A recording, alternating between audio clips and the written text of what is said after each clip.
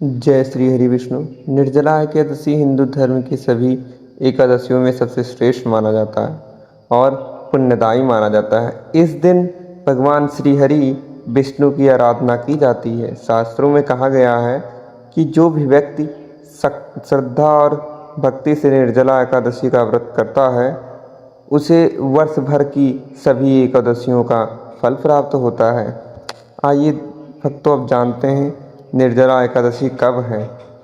निर्जला एकादशी 25 जून 2026 गुरुवार को और एकादशी जो प्रारंभ होगा वो 24 जून 2026 शाम को प्रारंभ होकर एकादशी जो समाप्ति होगी वो 25 जून 2026 रात्रि को होगा और जो पारण रखा जाएगा वो 26 जून 2026 सुबह तक। अब इसके बाद समझते हैं निर्जला एकादशी का महत्व क्या होता है। तो ज्येष्ठ मास की शुक्ल पक्ष की एकादशी को निर्जला एकादशी कहा जाता है। निर्जला का अर्थ होता है बिना जल ग्रहण किए व्रत रखना। इस व्रत को भीमसेनी एकादशी या पांडव एकादशी भी कहा जाता है। ऐसा माना जाता है कि इस दिन किया गया व्रत मनुष्य को पापों से मुक्त कर मोक्ष प्रदान करता है और जो पुराण और भविष्य पुराण में इस व्रत की अत्यधिक महिमा बताई गई है। जो व्यक्ति इस दिन अन्न, जल और विषय विकारों का त्याग करके भगवान विष्णु का स्मरण करता है उसे अच्छे पुण्य प्राप्त होता है। महाभारत काल की बात है। धर्म राज युधिष्ठिर, अर्जुन, नकुल, सहदेव तथा माता कुंती सभी एकादशी का व्रत करते थे। भगवान श्री कृष्ण ने उन्हें एकादशी व्रत का महत्व बताया था, किंतु भीमसेन की स्थिति भिन्न थी। भीम अत्यंत बलशाली थे और उन्हें बहुत अधिक भूख लगती थी। उनके पेट में वक्र नामक अग्नि निवास करती थी, जिसके कारण वे अधिक समय तक भूखे नहीं रह सकते थे। एक दिन भीमसेन ने महर्षि व्यास के पास जाकर कहा, हे गुरुदेव, मेरे सभी भाई और माता एकादशी का व्रत करते हैं। मैं भगवान विष्णु का भक्त हूँ, लेकिन भूख के कारण व्रत नहीं कर पाता। कृपया ऐसा कोई उपाय बताइए जिससे मुझे सभी एकादशियों का फल प्राप्त हो जाए। महर्षि वेदव्यास मुस्कुराए और बोले, हे भीम, यदि तुम सभी एकादशियों का फल चाहते हो तो ज्येष्ठ शुक्ल पक्ष की निर्जला एकादशी का व्रत करो। इस दिन सूर्योदय से अगले दिन तक जल भी ग्रहण मत करना।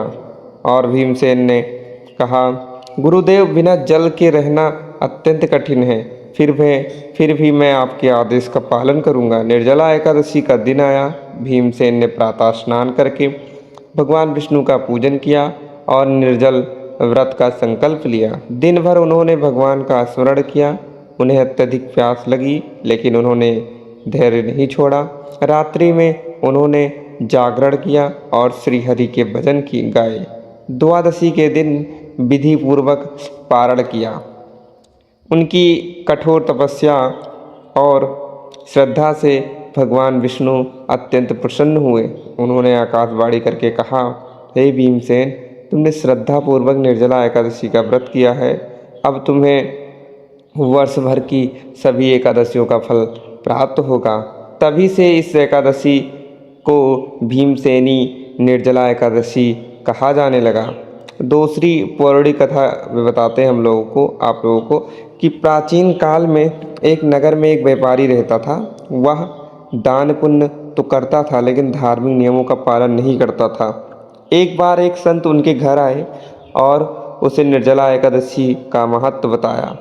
व्यापारी ने श्रद्धापूर्वक व्रत किया, भगवान विष्णु का पूजन किया तथा गरीबों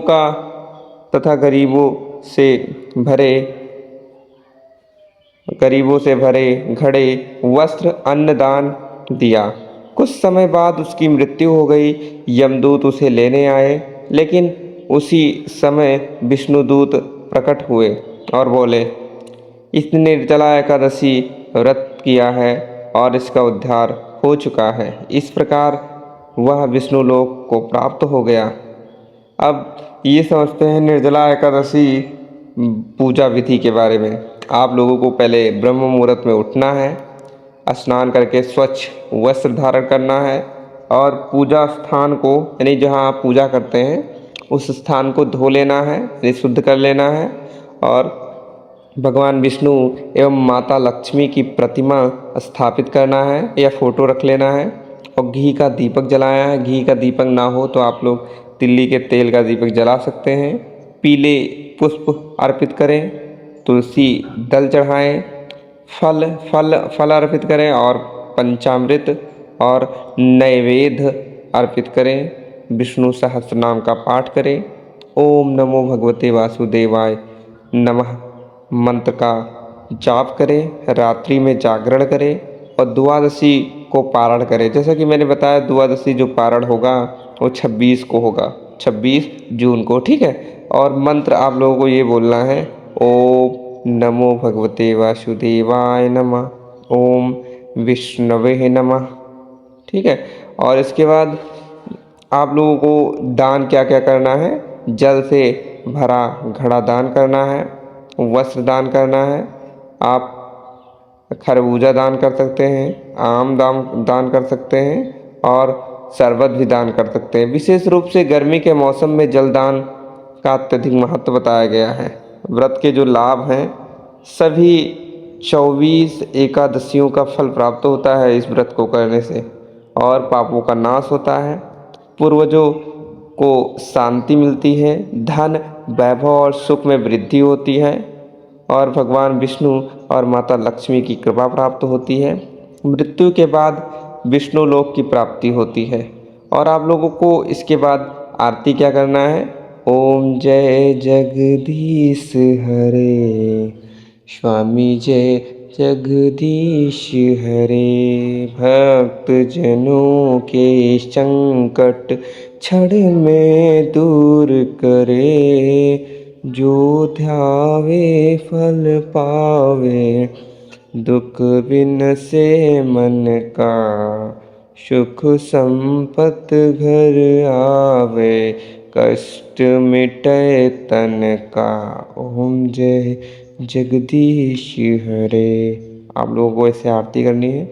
उसके बाद जो श्रद्धालु निर्जला एकादशी का व्रत श्रद्धा और भक्ति और नियमपूर्वक करता है, उन पर भगवान विष्णु श्री हरि विष्णु की विशेष कृपा प्राप्त होती है। यह व्रत केवल उपवास नहीं बल्कि संयम, भक्ति, दान और आत्मशुद्धि का महान पर्व माना जाता है। तो बोलिए श्री लक्ष्मी नारायण भगवान की जय, श्री हरि विष्णु भगवान की जय, निर्जला एकादशी माता की जय। जय श्री राधे, जय श्री कृष्ण।